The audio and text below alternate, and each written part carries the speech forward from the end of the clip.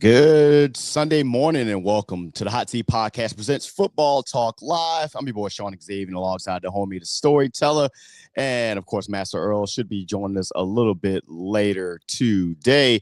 We are streaming live on YouTube, Twitch, and Facebook, so make sure you guys go over and like, subscribe, share, and let those folks know where they need to be on Sunday morning. It's December 21st. 2025, and as always, we are powered by your taste buds' favorite energy drink. That is DUBBY Energy.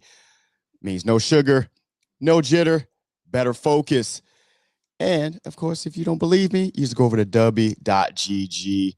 Go ahead and shop, pick out your favorite blend flavor, or even you want to do the sample pack. I like the beach and peach pretty good as well. Go ahead and put the Hot Seat Podcast in your checkout and get 10% off your entire order when you shop dubby.gg. Official partner of the Hot Seat Podcast. It's holiday time, folks. Welcome back. We've missed you and all that other jazz. How you feel? You know what? And to make it even feel a little bit more festive, let's see what we can do. There we go. Let's do some festive stuff out here. I like it. I like it. How you feeling, my friend? How we feeling? I'm good, man. I'm good. Just maintaining holiday season like no other. So always get to relax when I can. I'm confused at what's happening right now because we went from extreme cold to like a fallish type day to spring. It's all over the place, bro. I had snow, woke up, there was rain. I don't know what's happening at this point right now. It's crazy. I don't know, man. But what we're gonna do is, man, we're gonna talk about some football, man. So let's get right on into it. The college football playoff has officially started. And I'll say before I go there are other bowl games going on too. And unfortunately, with the way that the football playoff is set up now, you forget that there's other bowl games. So I shout out to all the other schools that are participating in games as well. But we are here to talk about the playoff. Couple of games that were rather interesting there.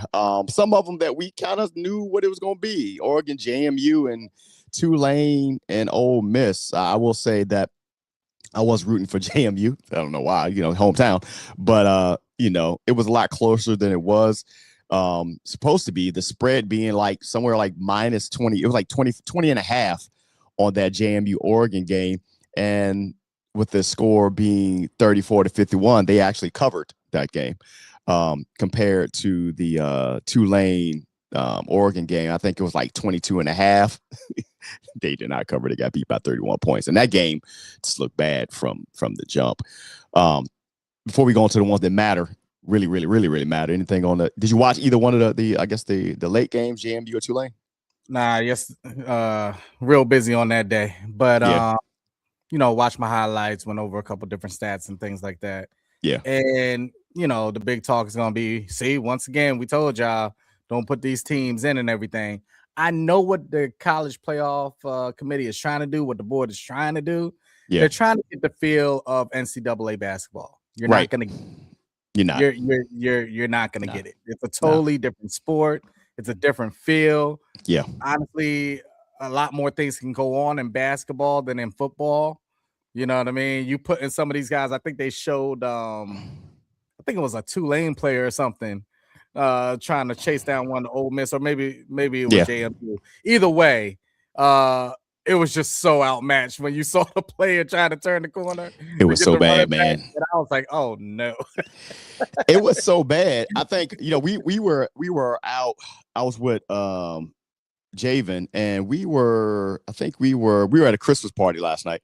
and we were looking at just following up on the scoring, I think, of the Tulane Oregon game, and we were like, when we looked at it, it was somewhere like, I want to say it was either like 21 zip or 28 zip, something in the second quarter. We were like, damn, I said there must have been a lot of turnovers, something like that.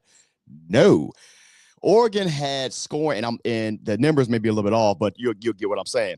They had scoring drives of like 1 minute and 34 seconds, 1 minute and 51 seconds, like 1 minute and 12. They were literally scoring in like 90 seconds. That's how overmatched Tulane was, which was crazy. So yeah, and I mean, you pointed out also the other thing. There's plenty of things that college football has wrong. Yeah, we ain't got enough time in the show to cover it all. Nah. But you know, then the fact that you're holding these other bowl games that used to be so important, right? Now you had the playoffs, the official playoffs starting at the same time, overshadowing those games. And then you got it to the point where they're so meaningless, where these players are like, I ain't playing in that game. I don't need it. It's like a scrimmage game. I mean, back in the day. Right. But I'm not going to play in a Rose Bowl. You must be out your mind. On the flip side, it is an opportunity for those who are actually watching those games, specifically on the NFL side, scouting. They're seeing how some of these players show up at some of these bowl games because that's your time to get some tape. So it's a give and take. But yeah, to your point, like the way they done them, they just really weird setup. Then when you really get into, you know, what really got put out there, as you see right now with the coaching and when they can leave and all that, it's so gone. Yeah, I don't get it, man. The other games that went there, from the Alabama, Oklahoma, to Miami, you know, of course, my U and Texas A&M. That Alabama game at first, man, it was looking real suspect. It was 17 zip at one point. I was like, ooh, Kalen DeBoer is about to be fired at halftime. And in straight Oklahoma fashion. Be on a flight to Michigan. That's what I was about to say. Yeah, he did. And Oklahoma did what they've done so many times and just completely blew that game. Like they got outscored, I want to say 34-7 in that game. I want to say in the second half or somewhere around that. It was. Did you watch the game? What was your takes from that game? First off, shout out to 50 Cent for pumping up the wrong team. As you see on the hat, if you know, you know. I guess he was trying to get out there to do their regular celebration going into the fourth quarter. Yeah, that kind of backfired because Alabama said, "Oh, we actually listened to that too a whole lot." So, yeah, that didn't work out too well. I mean, we always say it. There's 4 quarters. It is, man. There's 4 quarters, man, and you got to play all the way through. And Alabama played all the way through. They did. That catch towards when he reached around them and then pulled it over. Man, come on, man. Wrench around and wrench it off. It was a really good game. I was watching it first and I was like, ooh. And then I could hear all the folks saying, see, that's why y'all should have put Notre Dame in, because Alabama looked like they was gonna get blown out. And Alabama was like, not so fast, my friend, as Lee Corso would say. And next thing you know, it was just bad. And I feel so bad, man. But you know, when you're in a national, well, either wherever you're in a stadium, you're in a public, you know, the possibility of you being on camera. And man, when the cameraman be so raw, man, when they be like zooming in on shots of the fans, you know, these are kids, man. They looking at like the Oklahoma fans, tears, bro. Like it's like, damn, man, like somebody just killed their puppy. It was just so bad, man. I get it, man. The other game, the Texas A&M Miami game, my U, of course. I went into this game not expecting. You know how I feel about Miami, and I just had this thing where I was like, because they've been so frustrating this year, and they put themselves in this position where they had to wait to the last moment to actually get in because they lost some games they shouldn't have lost. But Texas A&M, I think a lot of folks had Texas A&M winning this game. Their defense is legit, but man, that game was so crazy. It was 10-3, but the wind, they had MetLife Stadium wind going on there. It was like 30-mile-an-hour gusts, sustained like 15-20. The kickers couldn't kick for shit. Yo, wild game. I watched Chicago Bears win going on. Oh my God. It was so crazy to watch, man. But what was so satisfying to me and frustrating at the same time is Miami won. Carson Beck, get ready to be a backup in the NFL. The highest paid NIL player in the NCAA, I believe, this year, as far as football side. But so much so, they ain't even let him really attempt to do a lot because they're like, you ain't gonna be the one that costs us this game. And they leaned into their strength with the run game with Fletcher Jr. and that defense. That is, man, I haven't seen a Miami defense like that in several years. And there's a few players that I've been poking, they've been like kind of getting ready for when we do our draft cast. I'm like, yes, we need them. On the other side, Texas A&M, a couple of players, man, Torian York, man. You need a linebacker, bro. That right there is a linebacker. What's your take on that game? What do you see coming out of that? A couple of things. I don't consider it an upset, at least for me, because honestly, I really did think Miami was either just as good or even better. Gotcha. They just had mishaps during the season, to be honest with you, and a lot of them were like different coaching mishaps. It wasn't the fact that you didn't have a good team. Yeah. You already know how I feel about Carson Beck, so I don't even have to go on that whole soliloquy. I mean, it is what it is. Good luck for whoever drafts him. I mean, for such an explosive offense that a team is supposed to have, this was a defensive game all the way through. And luckily, your defense showed up because, I mean, both of the offenses were trying to figure it out, and it wasn't happening. They were. It wasn't happening. But sometimes you just need a game like this because normally, like a team like yours, your offense is there, and you're hoping that certain other things show up, maybe a special teams, a certain type of play to happen. If your defense plays like that and your offense can kick in, you're good. But they have to do it at the same time. Yeah. And that's going to be the thing. They did do the thing that you talk about all the time. So it's 10-3. The game is it should be about over. The defense need to do the same thing. And what they started to do, they started to play that prevents bullshit. Yeah. And Texas A&M started going down the field, and they got really down to the goal, almost a goal, I think within what I want to say 4 or 5 yards, something like that. Yeah, because the throw was in the end zone. Yeah, man. I'm like, bruh, y'all don't do this. Don't. And the defense came up. But again, to your point, it's been working all game. Put the pressure on the quarterback. As soon as they went to the 3-down lineman, they started dropping everybody back. And I'm like, bro, what are you doing? And they just marched downfield. I'm like, they about to do, because there was some suspect play calling during that, even so much so the game announcer was calling it out. He was like, hey, what is Miami doing? Like, why is everything going east or west? You should be going north and south. You got one of the best running backs in the country, and Fletcher Jr., like physical. They're calling them out. I'm like, thank you, God. Like, God, dude, what got you there? I don't understand it. Even in that condition, what was going on? They got to get a touchdown. Yeah. So why would you take the pressure off? This is not like just getting in field goal range. They got to get a touchdown. And you let a team come right down the field, and I'm just like, get the pressure on them. Yes. They forced 3 turnovers on the day. They sacked them 5 times. At that point, why? Why would you do that? Like, that's you about to. It would have tied it up. Proven that they've been beating you all game. Hasn't proven one bit of that. Right. What are you scared of? I don't get it. Right. I don't. I will say this before we go on to a little bit. Looking at the matchups for next week,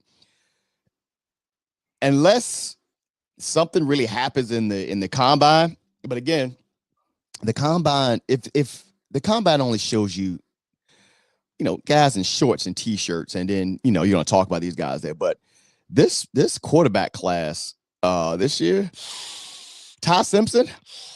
I know, congratulations to Fernando Mendoza on his Heisman win.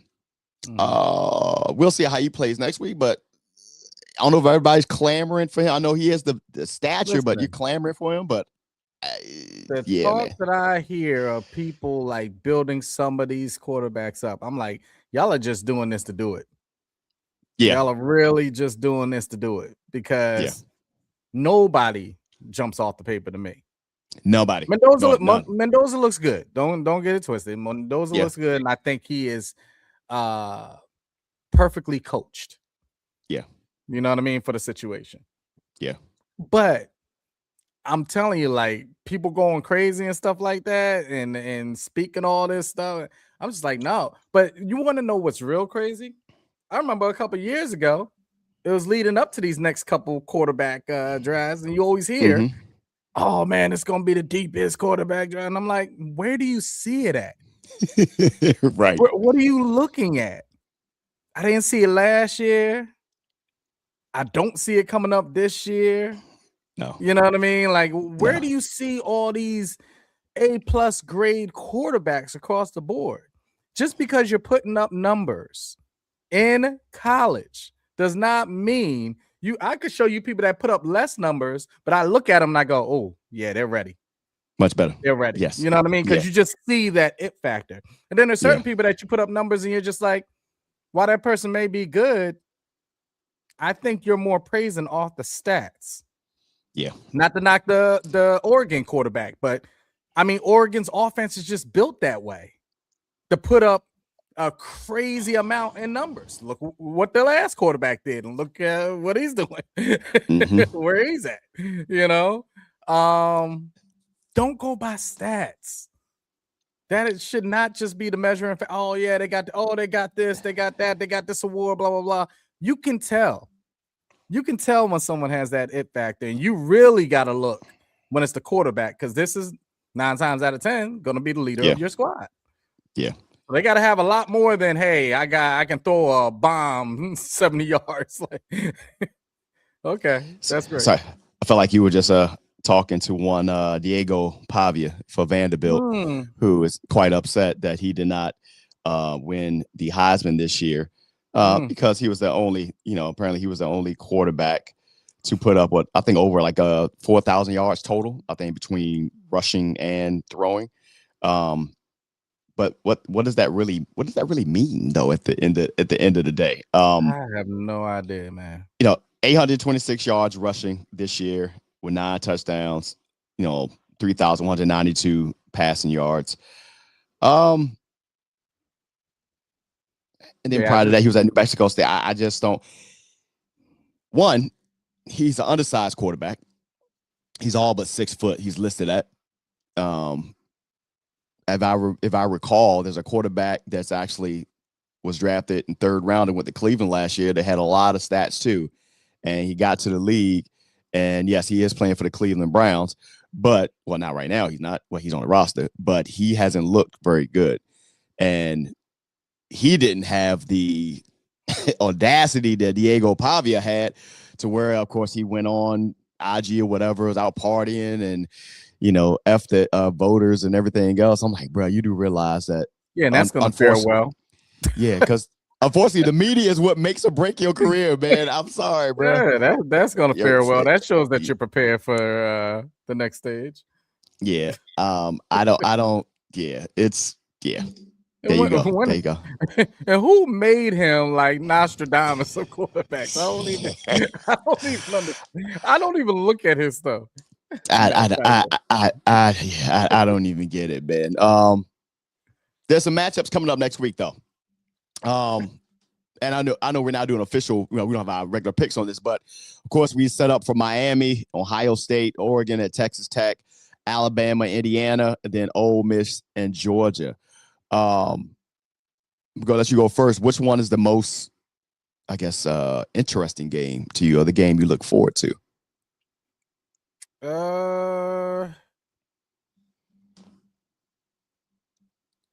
I like that Ole Miss Georgia one. Yeah, I am intrigued by that Ole Miss Georgia one, because the Georgia one, you never know who's walking on the field with Georgia. Like, one week they look like they can just put away anybody, and like, man, where's this team been all season? And then the next week you're like, oh, okay, that's who you are. Yeah. Whether they win or lose, you could just tell they're just not all there. So yeah, I'm intrigued by that one because Ole Miss came to play in that last They game. did. They They're did. ready to go. I think off of all the drama that was going on coaching wise and all that type of stuff. Like, yeah, they came ready to play. Yeah, they got that new coach. I think it's Pete Golding, and he played his way, man. It would be such a. They go down there and they beat Georgia, and somehow Ole Miss walks out of this with a national championship. Man, oh man, Lane Kiffin, the pressure is on, buddy. The pressure is on for you. Yeah, he'd be crying on the sideline the whole time, man. Yeah, it's like, of course, for me, man, I am looking to see what Miami's going to do up against Ohio State. The same Ohio State, if I'm correct, got beat by Indiana, if I'm correct. So Indiana, and I can tell you this though, Indiana doesn't have the defense that Miami has, and Miami doesn't have the offense and the quarterback that Indiana. It's just crazy. Even though the talent is there in Miami, it's just, to your point, I don't know what they be doing. But that is the one going in Ohio State. It's going to be crazy. It's going to be interesting. It's going to be interesting. To your point, if the defense plays the same and if the offense goes out there and play like they played at the beginning of the season, that could be a very interesting game. Ohio State's defense that is going into the draft, like all of them are going to be picked in like the first 3 rounds. Yes, all of them. that's how crazy that defense is, man. It is. It is, man. Oregon, of course, Oregon at Texas Tech. Oregon's offensive line is crazy, bro. Like they are just good. But we've seen Oregon in these spots several times, and they just couldn't. They just let you down in those ways. And then, of course, the Alabama-Indiana game. We're going to find out a lot about the quarterback. The Alabama defense is nothing like it used to be. That game could be high scoring. But I feel like if Indiana gets up like Oklahoma was on Alabama, I don't see Alabama coming back. I think they just got that juice with them. That game, honestly. Yeah, and shout out to a coach out there. Again, he comes out of JMU. He took that team. He left JMU and turned Indiana to. And look, he took. Actually, it's funny. I heard somebody say this. JMU actually had 2 teams in the. It was JMU and then JMU 2.0, because JMU made it to the college football playoff, and then when Coach left JMU, he took a lot of those JMU players to Indiana. So they in there too. I'm like, yo, that's wild to me. So it's gonna be interesting to see that. Talking about coaches, though, there's a coaching search going on right now. The biggest one, the Michigan coaching search. Your alma mater, kind of. We don't really have to get into the Sharon Moore thing. That is, I don't, bro. I got nothing on that one, but they are in a situation now where, getting the right guy in there. But I ask you this, does it even matter? Because it almost feels like that entire athletic department, especially on the football side, all the way up to the AD going to be gone. So do you get somebody temporarily? Right, yeah. So let's just stay there for a second. Yeah. Like we say, we're not going to get so much into the weeds of what's going on. Yeah. As far as Sharon Moore. Because honestly, new things come out like every week on that thing. Every week. But what I will say is this: Michigan, get your act together. Get your act together. You would not even know that the University of Michigan, and I'm saying it all the way around, forget even just football. You would not even know that the University of Michigan was as prime and prestigious of a school as it is. Yeah. How it does its coaching search on a college football level, on a basketball level, and things like that. Not to put the slant on like Juwan Howard and stuff like that. But I was just about to bring him up. Yeah, you're so much of a prestigious organization that you thought you had to go down to somebody that didn't, fit exactly what you were looking to do, especially off of some of the coaches that you were coming off of. Right. On the football side of things, it's like they're just out there reaching, and they put themselves in this situation. Like I said, we're not going to go deep into the weeds, but how don't you just clear house?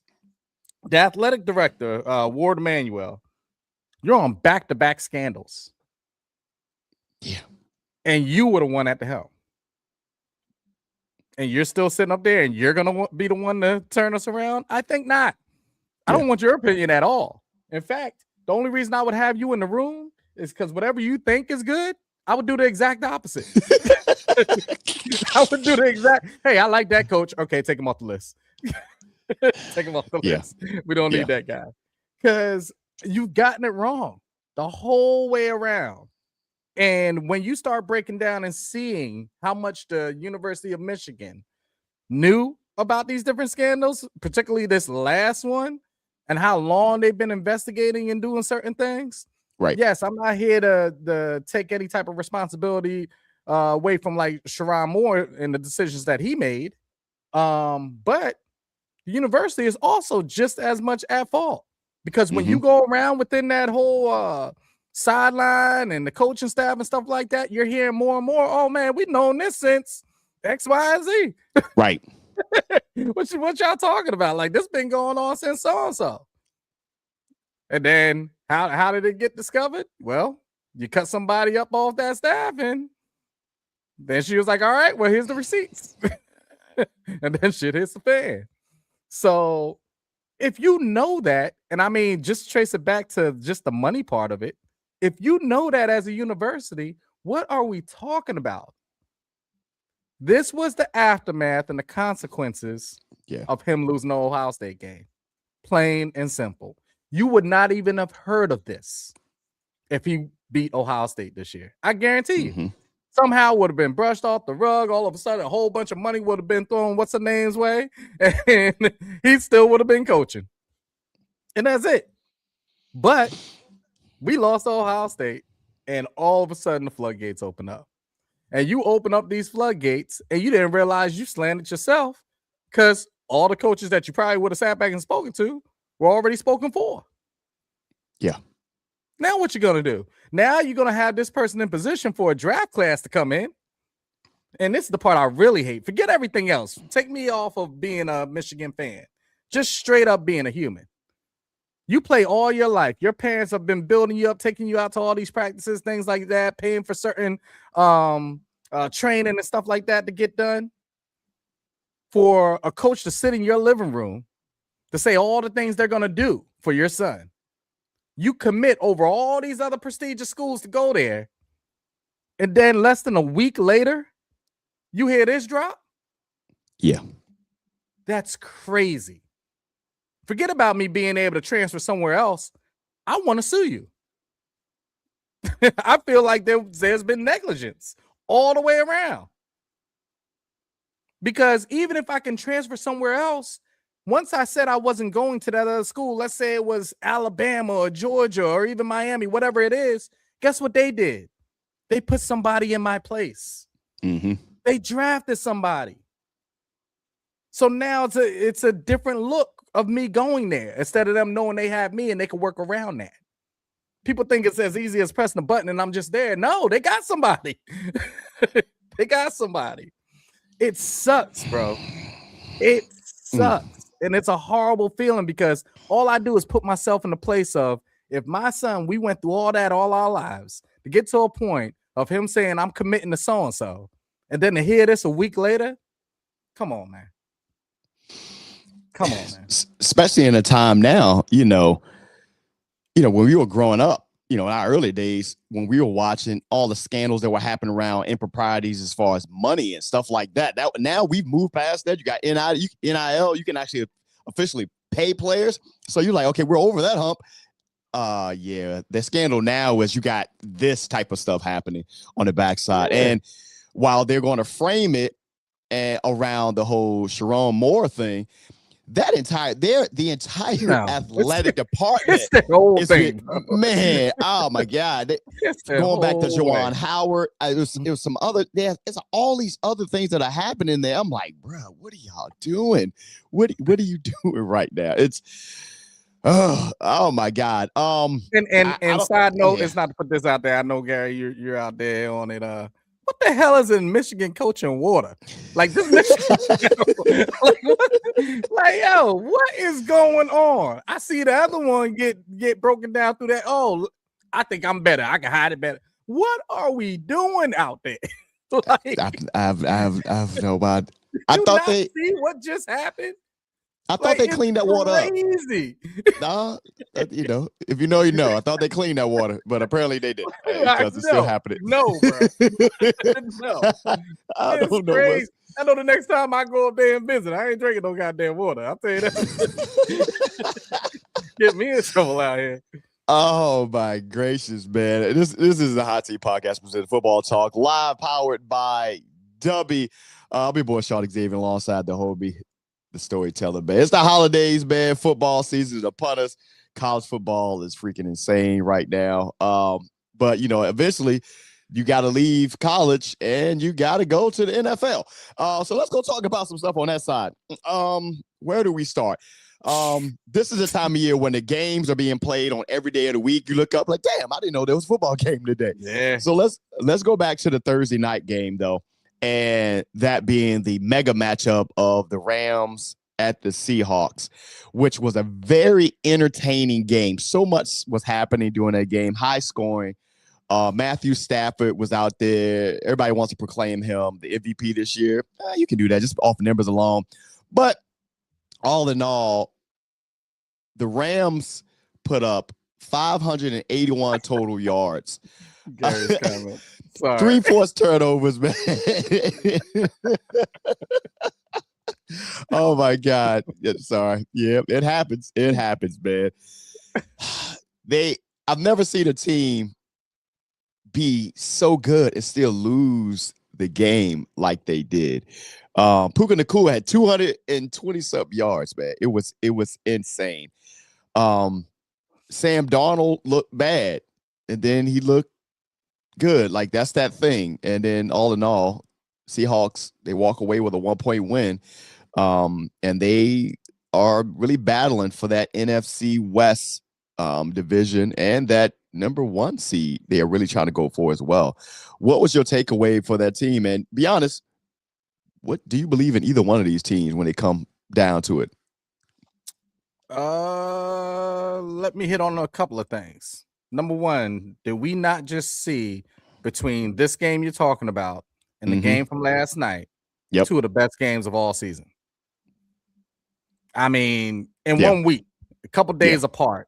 This Rams Seahawks game, and then last night with the Packers Bears. I mean, wow, just they're getting it right as far as that part of things. As far as belief in these two teams, I definitely believe in the Rams, and I will apologize because I slept on the Seahawks. I will apologize. I slept on the Seahawks. I did not realize that they had a team put together that way. Like I knew of a couple of players on their team that I liked, but they have a squad, man. That defense is crazy. That defense is crazy. Squad.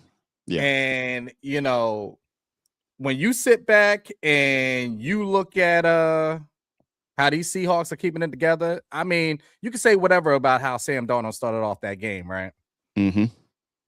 But I want a closer. Yeah.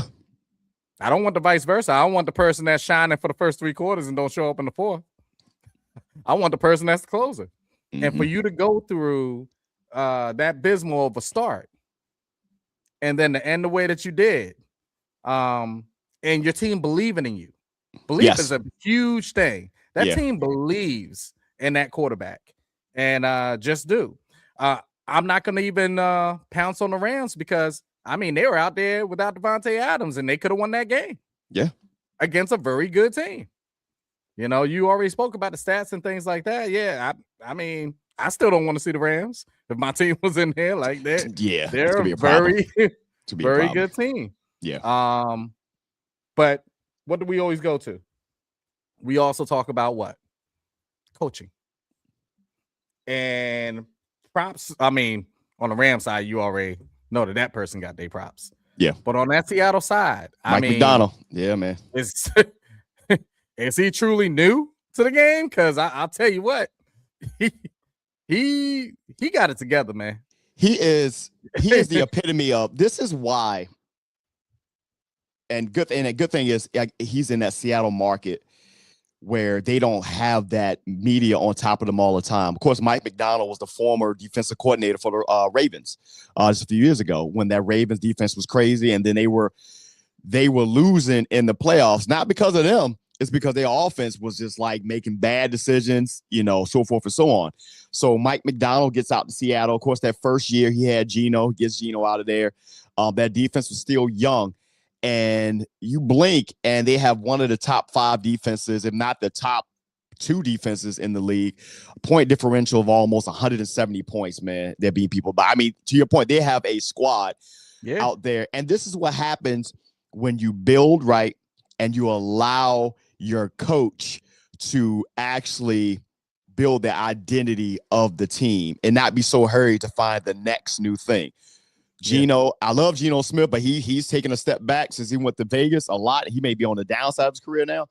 But when he left Seattle, a lot of people was like poo-pooing that decision to bring in Sam Darnold. And maybe rightfully so, how things ended with him in Minnesota.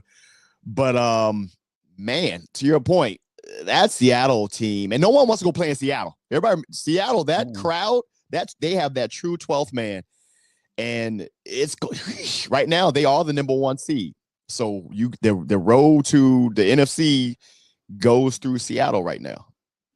Yeah. They got an identity. That's truly what it is. Yes. You watch 2 teams that have a true identity go at it.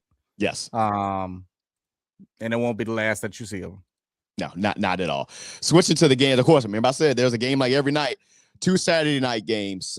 We had the first game, the Eagles and Commanders, which right now I know this time of year, I know Fox, Netflix, and those guys, they were like, yo, I wish we could take this back, because going into the end of the season, of course, after the NFC conference, going to the NFC championship game run that Washington was on, they thought they would take it back, and injuries destroyed their team this year. I'm not even going to lie. But a lot of other questionable decisions. But they play in a game, divisional game. Early on halftime, Washington actually goes in. It's 10-7. They actually look like they may keep it close with Mario and Marcus out there. Then Marcus gets hurt. And then now they were Josh Johnson has played for every team in the NFL, bro. He literally has played for. I just want to make sure I heard this correct. Did you say Mariota Marcus? I did. I said Mariota Marcus. His last name, then first name. Mariota Marcus. That's what I call him. All right, Mariota Marcus. I just wanted to make sure. There's a reason I did that. Good game, good competitive game. But even watching that game, there was some questionable decisions. Even on the offensive side, I saw Bill Krosky-Merritt was getting off in that game. Then they went away from him in the second half. I don't know why. I don't know why. Then the Eagles started to do the Eagles thing. They outmatched Washington every way. But then, of course, Philly started to get petty towards the end, going for the 2-point when they were all the way up there. Then, of course, a fight broke out that was it's going to happen, bro. The fight happened. A couple of guys got suspended. Mikey did show up, though, so salute to, shout out to Mikey Sanders still holding it down. Thank you for that, Michigan. That's the one thing y'all did right. But I still, even watching that game, I don't trust the Eagles to really make no noise in the playoffs, because they cannot beat Seattle or the Rams. Not how they're playing right now. That's what that game. But the game, the game we talked about, I'll take from here. The probably one of the best games of the year. Packers, Bears, and Caleb Williams, and what you got off that game, bro? Because gosh almighty. I'll touch on both of them real quickly. So the Eagles Commanders game, I mean, it pretty much did what I thought it was going to do. Just try to figure out whatever you can figure out over there. I mean, you do have a good backup at least. But yeah, it's going to be tough on that side for you guys.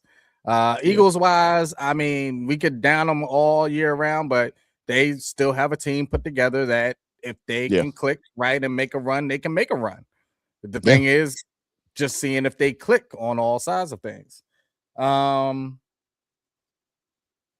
Packers Bears game. So let me lead into it. First off, shout out to Gary. Because we honestly forgot about the Saturday games when we made our picks last week. So we had to rush in and get these picks in. So, when you post up the standings and everything, you're going to see that Jay was 2 ahead of me going into Saturday's picks. And I took the Packers. He took the Bears. And honestly, it's a race between me and Jay for the picks for the year. Yeah. And you saw what the Packers were doing. And I was like, oh, shoot, I'm about to be down by 1 going into this week of picks. And then all of a sudden, all hell breaks loose. I mean, between earlier in the game, Love going down, you just see multiple people just getting hurt out the blue, just Packers injuries. That's what I call them. Mm-hmm. The Packers just find a way, no matter what team they put together, they find a way to just go all get injured at one time. The Dobbs like looking the ball in on an onside kick, like he literally sat there. So then recovering that, to coming down the field, all these things happening, and the whole time I'm just sitting there like, Jay is loving this. Jay is loving it. And then to see that throw by Caleb at the end. Let me tell you something. You want to talk about a person that came a long way from people talking a lot about this man coming in as that pick. Yeah. You just got to clap it up for him. Yeah, man. He's been playing like a hell of a season here. And especially closing out the season. The thing that I look at more than your arm and all that type of stuff is how you're standing, how you're putting it together, how your mindset is. And they got such of a winning mentality over there through the coach, through that locker room, how you just see. And then I think who did they interview? DJ Moore at the end. Mind you, DJ Moore had like a big drop before that. Yeah. A big drop. And to come back and run that route and then catch that on something that honestly could have been called a pass interference. Go back and look at it.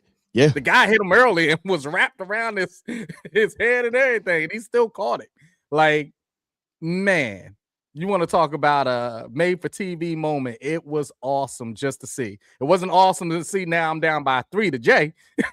But it was awesome because the game was that good. And to see a team, I think I saw somebody put it in there. I think Jay put it in the comments. To see a team that was just so out of it a couple years ago, couldn't get right, to now, you know what I mean? Who wants to see them? Like, who really want to see the Bears, right? Especially if you got to go to Chicago and you got to go there, and let's say it's a blustery type of day like it was yesterday. This guy was throwing through some crazy winds. You didn't even want to kick the ball yesterday at Chicago Stadium. So give it up to them and give it up to their coach. Coaching matters. We say it every week. Coaching matters. This man came in there and switched on the lights quickly. Yeah. Quickly. And it's not just because Gary is on here. It's reminiscent of Detroit. A coach comes in and just clicks that switch quickly, and all of a sudden you just see an instant change. It doesn't even mean you got to see 10, 11, 12 wins off the bat. You just saw a quick change. Like, no, we can beat every single team that's out here. Chicago comes out there and they say we can beat every single team out there. And DJ Moore at the end of their interview said, yeah, F them Packers. Hey, can I say it? Hey, since you said that, thank you, Tennessee Titans. You played yourself. I'm just saying, Mike Vrabel went to New England. I will say this as in defense of my Packers. If you know, you know. Yeah. There was a hold on that same play. And a great throw by Caleb, great catch by DJ Moore. I thought he was injured because the way he landed, he laid there. I think he was just like so satisfied that he caught that pass. But that same play, there was a obvious hold. He had the defenders, the offensive lineman for the Bears had the defensive lineman the Packers shirt pulling it. Like, it's clearly there, and I don't know how you missed that. It clearly was a hole, but as Caleb let it go. But Caleb has made some fantastic throws the last 2 weeks. The throw he made last week in that crazy cold when they went playing against Cleveland, and it was like those throws that only he can make. Only a couple. I mean, it's just. Hey, man, the young man's out there playing. Again, they have a coach that believes in him. Eberflus, I don't know what the hell they were doing last year. Chicago deserved to win that game. Yeah. Just go back to that one play towards the end when oh, and you know what? I gotta give a shout out also, even though they lost. I gotta give a shout out to Willis, man. That's another person Malik Willis. that we used to laugh at, bro. Like, if he was coming in the game, we were sitting back like, oh God, like what is about to happen? No, they didn't lose. Try to hold together, man. Let's just put it that way. They did not lose because of him. But that one play when he broke loose and he was trying to go for the first down at the end of the game, and I forgot who it was, maybe been Edwards or somebody, met him 1 yard away from the first down line and just stopped him dead in his tracks. And I said, wow, bro. They want this. They want this. Let's go to the other side. Something that they don't want, obviously, but they still owe him money. Miami don't want Tua. Tua has been benched, man. It's long overdue. Quinn Ewers is now, bro. You realize he's not even the backup; he's third string. Right. That's what they made him. And I'll say this: what does this really mean? Because they benched Tua, but you can't get rid of him because it's going to be like a $90 million cap hit. They want to see what they got in Ewers before they go out and have to draft the quarterback. Yeah, but still, what are you gonna do with 90? They have their own. He's on the roster. Watson. Yeah, he has his own Deshaun Watson. They have their own Deshaun Watson in there. And before I'll let you guys go. I might bring in Master Earl there, who looks to be on the road right now. Welcome, sir. Oh no. This man coming in as like an undercover cop, like he right. Hey, look, if y'all remember, we did this like several years ago. Hey, look, and he stopped and pull over somebody. I feel like he out there collecting money right now in bets. That's what he doing. hey, run me my money. Run me my money. What do you guys think about Tua, man? Tua being benched. What does this mean for the Dolphins? What does this mean for the career of Tua? For real. So it's official. It's official that he did get benched. Yeah, he's benched, man. Yeah. So, honestly, I really feel like they're trying to protect the trade value, a trade asset. I don't know who's trading for Tua. Who traded for Tua? I was just about to say I don't know who would want that, but I'll tell you this: if he injured, you damn sure can't do nothing with him regardless. So, right. I think honestly they just sitting down to potentially either trade him or just make sure, because I know he's still under contract, correct? Yeah. $90 million cap hit. So how you gonna move him? Let me tell you something. Listen, go ahead. There's enough desperate people. So I can't even say that somebody wouldn't get him, because like I'll tell you right now, I feel like the Jets pick him up. You know what I'm saying? And with the way that the Browns, ain't nothing off the table. So I never say never. Never say never.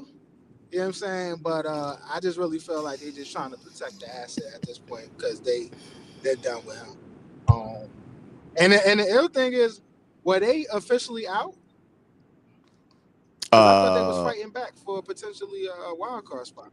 Bruh, the Dolphins, yeah, I think they might be. I mean, they were. I want to say within a week or so ago. They're officially in, but they out, bro. They out. Look, this is probably the best thing that could have happened for Tua. True. I know he's not going to see it, but let me just tell you why. You're about to get paid regardless. Yeah. And I honestly don't think you should be on the football field anyway, medically. I don't care what nobody says. He could throw as many touchdowns as he wants to. He should not be playing professional football anymore if he wants, a longer life afterwards, productive and all that type of stuff. Because it's not normal, all the stuff that he just went through. So I always said he shouldn't have came back to football in the first place.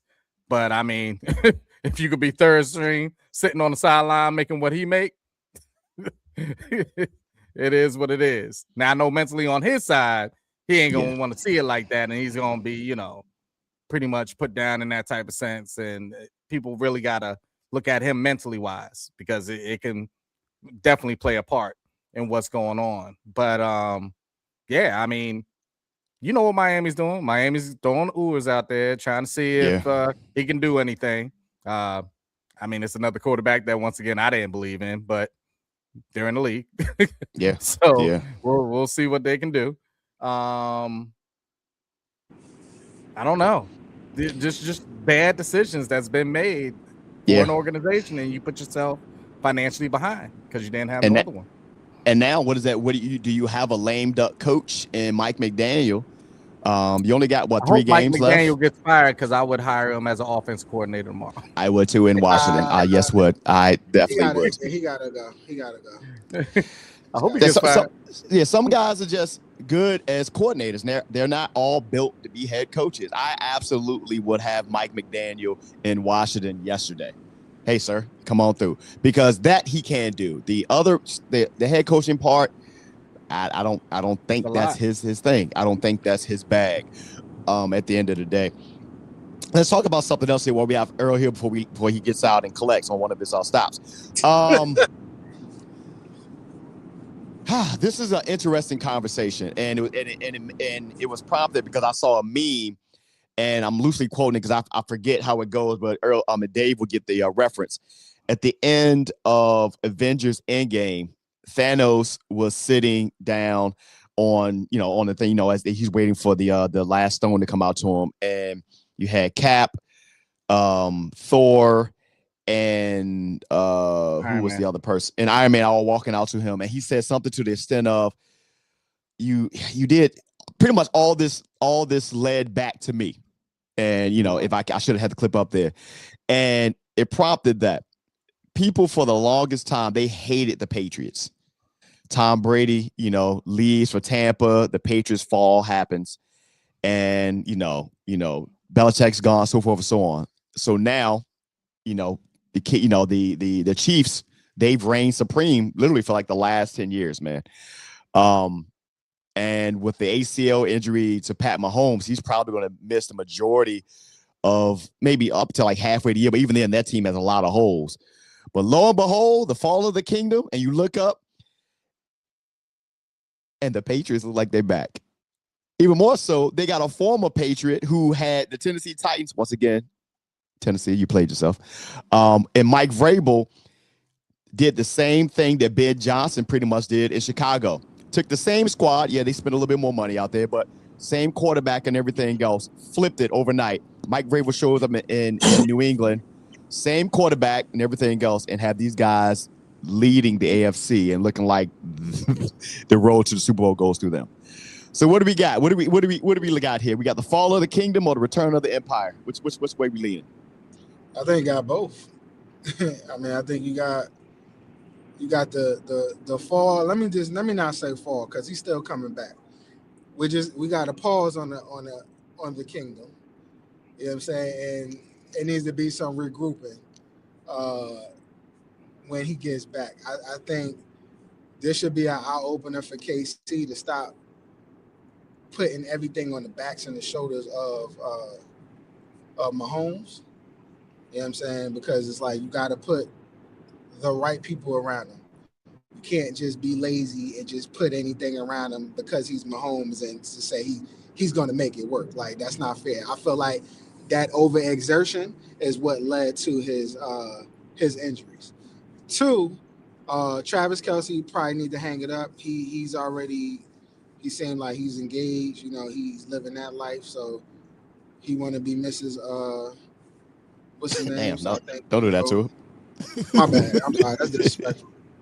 He's getting married. He's living that pop life. Like, and he's older. Like, he ain't what he was. Like, let's call it what it is. Like, he ain't what it was. So it's time for him to hang it up.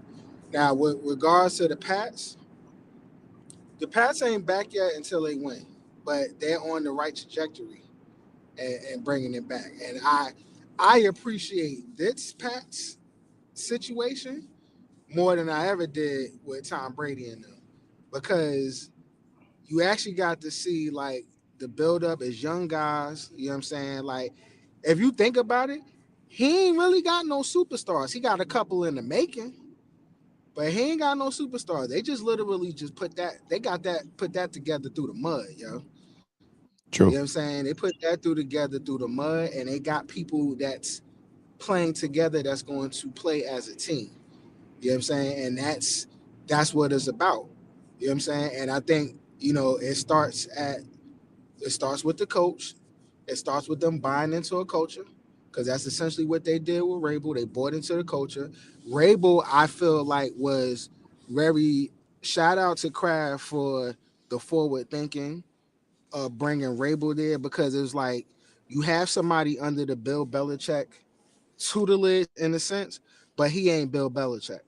You know what I'm saying? Because I think that's the problem where a lot of people try to recreate something, but I'm like, yo, that stuff don't generalize for the times. He works for the times. You know what I'm saying? He knows how to have that, get what he needs to get out of these brothers, of these men, but also keep some of the core of how he was brought up. You know what I'm saying? And merge them together. So, like, I think that was a nice marriage, and shout out to them. And I hope other teams are paying attention, not trying to remake, not trying to recycle something, but really remix it. But yeah, I really like what the Pats are doing, and I think I'm not gonna jump the gun and say that they have arrived, and that they are the second coming. I just say that they on the right track, and I like watching them. I actually enjoy watching them play. What you got, Dave? Let's attack the Chiefs side first.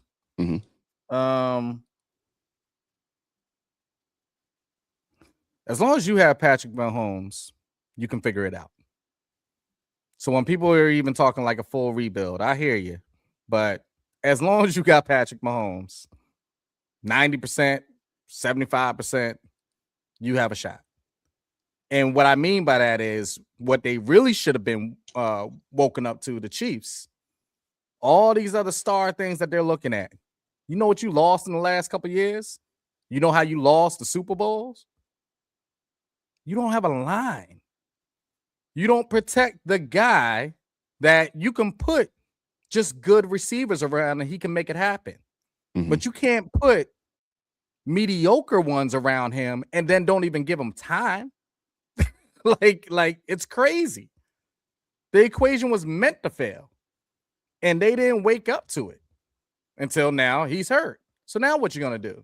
You realize they got one of the worst offensive linemen I've ever seen playing the game, starting. Oh man, that guy Juwan Taylor. Yeah, I don't know if you've ever sat back and watched him. Oh, we did. Yeah, he jumps the gun every time, every snap. He jumps it. They just don't call it every time, but every single time, and I'm not exaggerating, he jumps it. Can't get right. You need to do what the Bears did. You want to know what he did as soon as he came in there and took over that team? He said, we need to protect our investment, and brought in like 3 players for the line alone in one offseason. That's what you need to do. You give somebody like you focus on that line for the next 2 years, for the next full year that Mahomes plays 2 years from now. Like, you'll be fine. You got the speed of Rice and all them out there, and you put whatever else around it. Yeah. Hell, who else is going to be out there coming off an injury? You think Hill wouldn't come back now to come get thrown to by Mahomes to finish off his years? Yeah, he would. So I wouldn't go so crazy about this whole rebuild. I would focus on the fact of protecting my biggest asset on my team, which is Mahomes. But if they don't do that, they're in trouble. On the other side of things, when we're talking about the Pats, I just love good coaching, and Vrabel is just that guy. Yep. He is that guy. As quickly as he leaves Tennessee, look at him. You played yourself. As quickly as he leaves, look at him. As quickly as he comes over to the Patriots, now look at him. I think I saw Eric in there speaking about, the I guess you would say the non-strength of schedule, but you can't tell me that they don't look different. And you can't tell me that Drake May looks like he's going to be a good quarterback no matter what they're playing up against. We've also seen very good teams fall to horrible teams. It's not the same strength of schedule that we look at as far as like college football and things like that when you're playing a team that shouldn't even be on the field with you. Some of these teams that are at the bottom can still upset you. easily any single week. So you still got to play those games, and they look good playing them. They just do. They're playing to whatever their schedule is. But yeah, he has them moving in the right direction. I'll tell you that much, because just like Earl said, they don't have like no big ballers on that team, but they're playing within that system, and they know what they're out there to do, and that's it. You could just tell. I mean, Denver's the same way. There ain't nothing fancy to write home about what Denver has over there and what they're doing, but especially their defense. Their defense is a bunch of guys. Yeah, they were fifth round guys and coaching, man. Every single week, just figuring it out. So yeah, man. You can just tell when there's a different message and a different feel going through a team. Win or lose, you can just tell when it's different. I'm glad you said that, because, and this may be unpopular, but someone actually agrees with me on this, even though he's not the focal front of it, but something, there was a change outside of the Tyreek Hill trade and them going down. There's another voice that's missing on that team that you never would have thought of it at the time, but you see the difference. And I'm going to put that comment back up. Eric B, as in Eric Bieniemy. That team physically, especially on the running game side, has not looked the same since Eric Bieniemy left. He has now, whatever his role was, as far as I know, we heard a lot about guys didn't like him and stuff like that. That might have been that accountability piece. Be like, hey man, y'all here bullshit. And then sometimes guys can't take that extra, that extra direct approach, and that might have been why things got, they rubbed a lot of people the wrong way. But you can argue that when he's the time he's been on that team, that offense has always been pretty outside of the passing game. They've always been physical. Well, now they look real cutesy. It's a lot of speed, which you love, but it's a lot of game planning that is just like screens here and all this other stuff. Their running game is non-existent at all. And teams know that. So now, to Jay's point, all that pressure gets put on to Pat. And it's not fair to him, because those guys are fast, but they got hands like feet sometimes. They're not very big, so they're not separating. They're not your, the only goal line threat really is Travis Kelce. It's going to be a hard way back for the Chiefs if they don't want, to your point, really establish their true identity, which is one, they got to protect that quarterback at the end of the day. Like, they got to do that. And if you're going to build your line, you might want to run the ball a little bit too. You might want to run your ball a little too. I'll say this before we get into our picks. No excuses, man. The Pats ain't there. I mean, the Chiefs aren't there. The Bengals aren't there. Josh Allen, figure it out, bro. There's no better time than now for you to potentially get your Super Bowl. Figure it out. It is what it is at that point, man. If not, it's going to be more the same, and you may look at another coach up there and be like, to get out of there. You ready for some picks? Yeah, man. Let's get into some picks here. First, we're gonna. I think Earl's jumping in. I think his connection's dropping in and out. Either that or he just turned us off. While he was, I'm here. I'm sorry. Doing the devil's work. But Sure. Oh man, let's get into some results here and see where we going for this week's pick. We got a lot of picks this week, guys, because we got Christmas Day game and it's Saturday, so just keep that in mind. And then he leaves. Okay.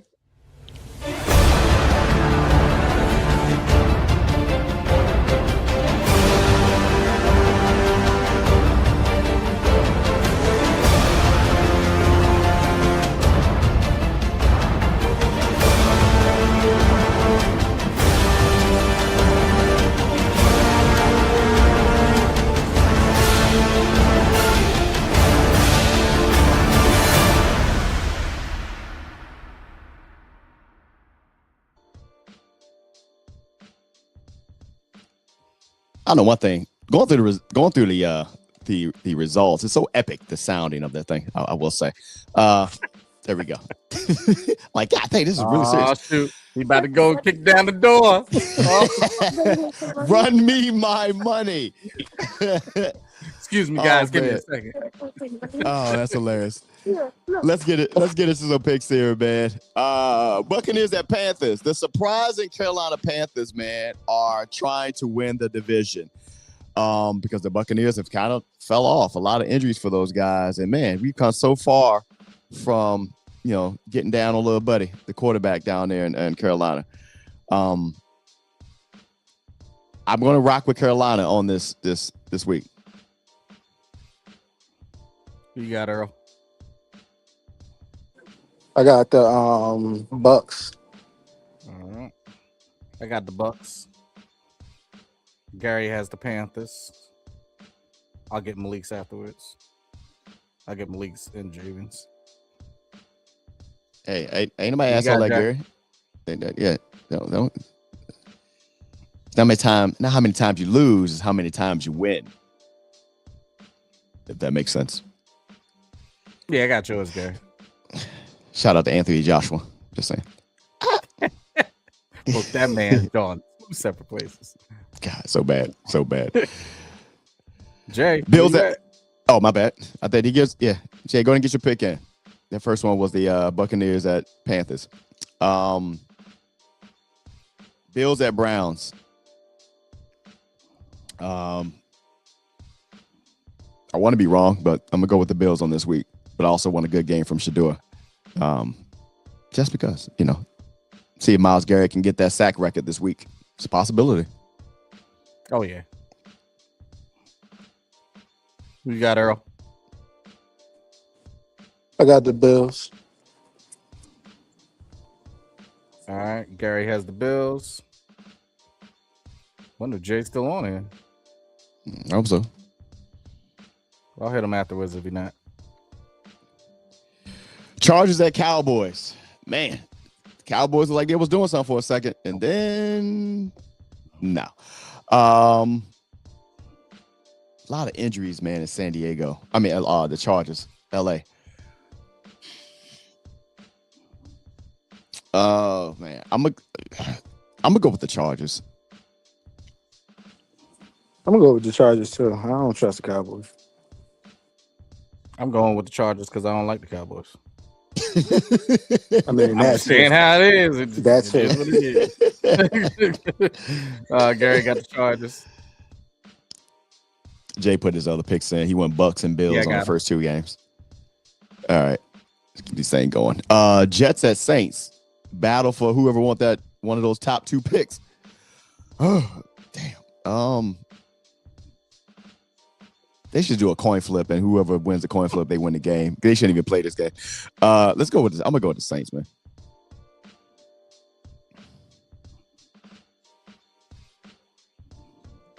You talking about a team that's down bad? Saints and who? Jets. Saints and Jets. Oh Lord, let me go to Saints.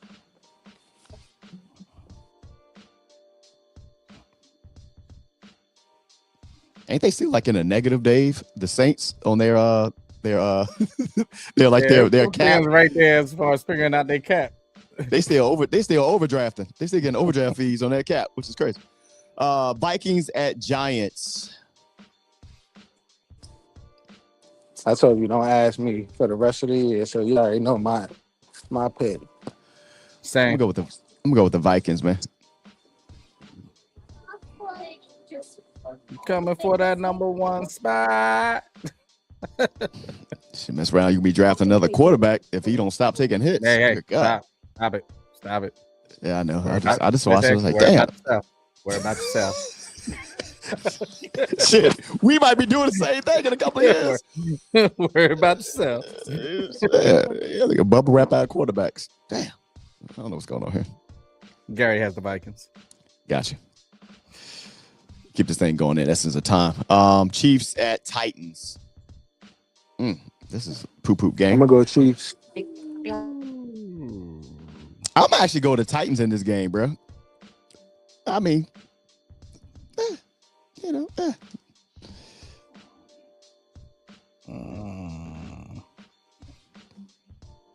Who's the quarterback in Kansas City? I don't know. Wait a minute, Shawn. You say you going with who? Titans. I'm going to Titans. All right. Y'all still played yourself though, by the way, Tennessee. I'm going Titans. Who you got, Earl?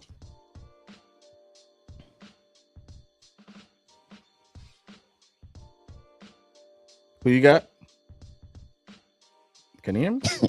Yeah, I think he is. He trying to decide? No, maybe. Oh, you talking to me? Yeah, I said, who did you say you had? Titans Chiefs. So, the Chief. Thank you. Happy Thank you. holiday. Right. Hi, how are you? You said the Titans and the Chiefs, right? Yeah. Yeah, Gardner Chiefs. Minshew. Yeah. All right. We about to get Earl some earbuds because you putting your ear up to the phone. This is the year of our Lord 2025, and you ain't got no earbuds. Nah, because I'm in Target and I'm trying not to get pissed in here. I'm asking a simple ass question. You ain't supposed to be in there anyway. Bass some earbuds. You're not right. You're not supposed to do that. You're not supposed to be there anyway. Oh man, Bengals at Dolphins. Damn. I think the Dolphins win this game today because Joe just want to go home because I don't even think he just want to live. I'm hoping he okay. Really jumped, didn't you? You went to the Sunday night game? Did I? No, the Sunday night game. Is that Bengals at Dolphins? Game? I don't think so. Oh, then you got it on here wrong. Yeah. Yeah, shit. I hope they wouldn't put that trash game on Sunday night. Who signed up for this? NBC is pissed. Who's starting for the Bengals? Joe still playing. Joe playing. Oh, wow. Okay. All right. Well, Joe, I'll go with the Bengals. Yeah, I'm going with the Dolphins because I think Joe gonna play. I don't know how good he gonna be. I don't know why they doing that, but okay.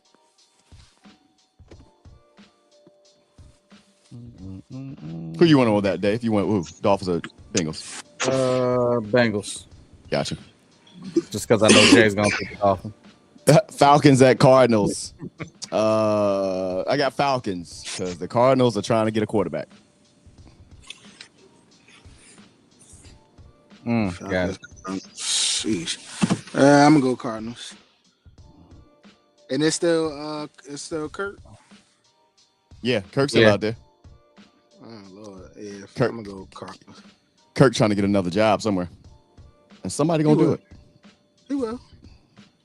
You say you going? I'm going Falcons. Oh, all right. Yeah, I'm going Falcons.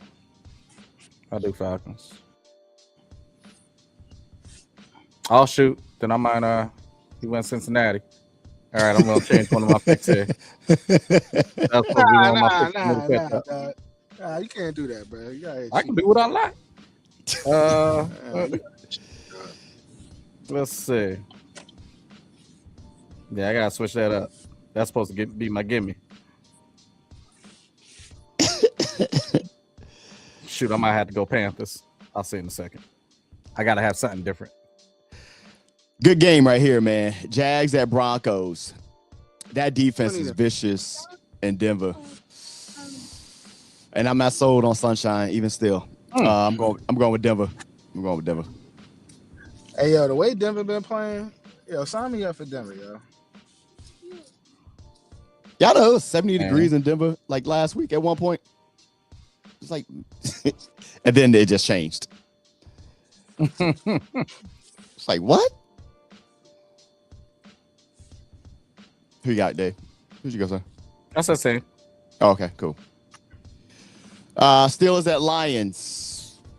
I'm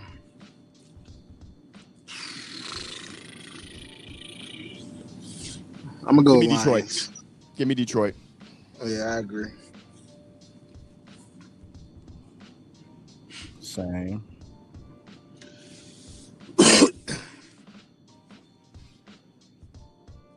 Gary, you're gonna have to keep up with Jay's stuff because it's coming in too late. It's coming in too late. Raiders at Texans. Texans. That defense is vicious. And you really don't want to play them. If you're the number 2 in the AFC, bruh, congratulations. You get the Texans if they're the number 7 seed. It's like, yeah.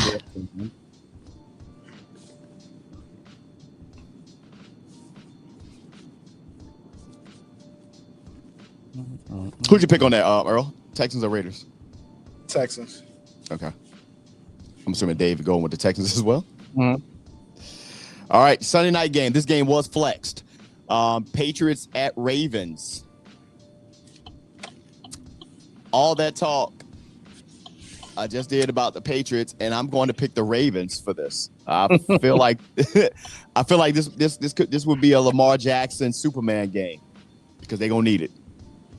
They still have a chance to get in the playoffs. They do. They got to win this game. They only can get in if they win a division. So they got to win this game because their last game they play of the season is against the Steelers. So they got to keep pace because they got to win this week. And I believe next week they have Chicago. I believe the Ravens have. And then their final game is a divisional game that'll decide unless, Steelers are losing or if they end up tied.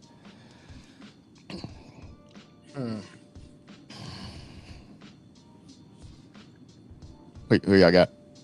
I got Pats. You got Pats too, Earl? Yeah, I got the Pats. Got you. Sounds good. Monday night game, 49ers at Colts. 49ers.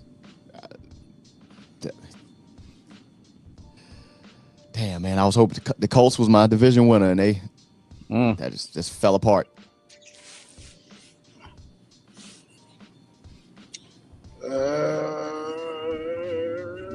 49ers. Same. Shout out to Shanahan, bro, because he should get Coach of the Year. Because somehow, some way, he still pulls this off. He done had Mac Jones.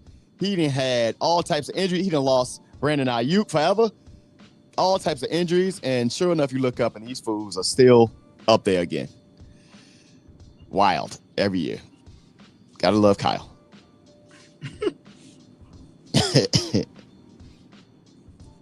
In the grandpappy? Nah, man. Nah, that was 1 week, bro. You see his passes? His passes didn't go beyond 5 yards. We're not doing that. We are not. You're not going to disrespect these players like that. You should have, yeah.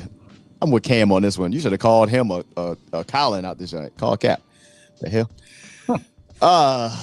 The week 17 Christmas Day games. Netflix is hating their life on both of these games, I feel like. You got Cowboys at Commanders, and you got Lions at Vikings. And then the Thursday night prime game. This is all on Christmas Day. They just stepping all over the NBA. Thanks, NFL. Broncos at Chiefs, which is going to be another trash game. I got Cowboys, Lions, Broncos. I mean, I'm already got 100 losses. I might as well go out with a flame of glory. I got Commanders, Lions, Broncos. Wait. What's the lineup again? Can you see it? Cowboys at Commanders, Lions at Vikings. Cowboys, Lions. I'm gonna go Lions. And they got Broncos at Chiefs. Broncos. All right. And then the NFL said, hey, we got one more for you, or two more for you. That Saturday game, this will be a lot. So after Black Friday, they don't have a Black Friday game this year, oddly enough.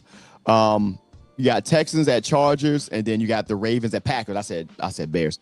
Ravens at Packers. That Texans Chargers game gonna be crazy. I got Texans on that one. I'm gonna go with I'm gonna do the Chargers because I feel like the Texans will already be in, and the Chargers gonna need to win that game. Yeah, you're right, Gary. Black Friday is in November. Thank you. I appreciate you for keeping me in line. You're right. I'm all over the place.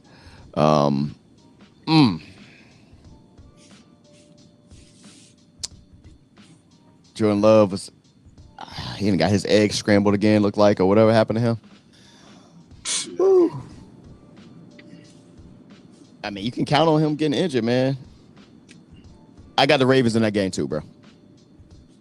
So I got Chargers, I got Texans, and I got Ravens in that Week 17 Saturday game.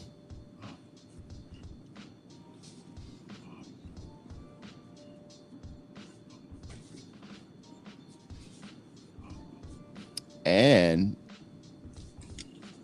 those are our picks for week 17. Earl, who'd you have in that last one? Who was the teams? Ravens, Packers.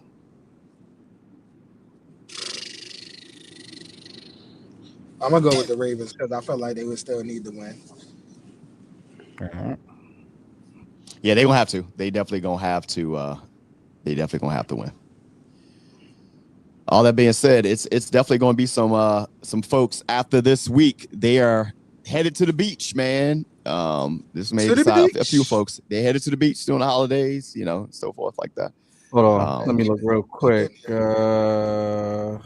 Gary, did you get all of Jay's? Let's see, shoot. Let's see, 1, 2, 4 missing.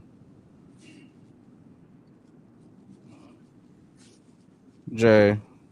Oh, well, no, he just put in the New England one. Okay. Hold on. Got that. I just put the New England one in there, Gary.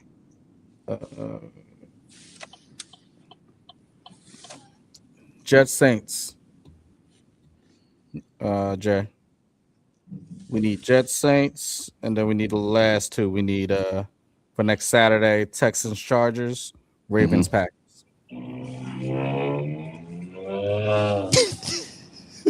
What's happening? That was real. That was real. I told you, he out here collecting. Somebody sped off. Get out my business. Get out of my business. He's on a high-speed chase trying to collect. Oh, man. Look, I can get it afterwards then. I'll just text him. That's up, man. Of course, man, this is the Hot Seat Podcast, presents Football Talk Live, powered by DUBBY.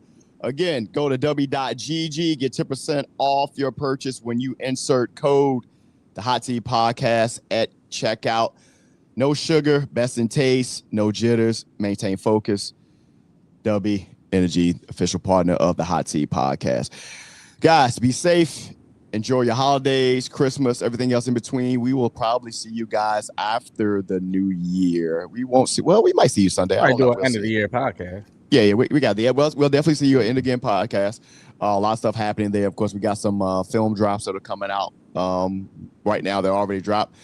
Fun times as well. And then, of course, I guess the time has already started to tick on not only the Super Bowl, but the draft cast. Ain't this something? We back at it all over again. I've already started my countdown to the draft cast when pretty much the season started. I think maybe week 2, week 3. Yeah. I don't know what you're talking about. We've been keeping wide receivers and offensive linemen and linebackers. It's been defense for me, bro. It's been defense for me. It's been defense. I do that early on. I was like, well, enjoy the winning there, Gary. Enjoy the winning. So for myself, man, Master Earl, man, the storyteller, we appreciate you guys tapping again. We're live streaming on Twitch, YouTube, Facebook. Make sure you share, make sure you like, subscribe, and all that jazz, man. Of course, you can always follow us on Instagram at the Hot Seat Podcast, man. We out. Enjoy your football Sunday. It's the Hot Seat.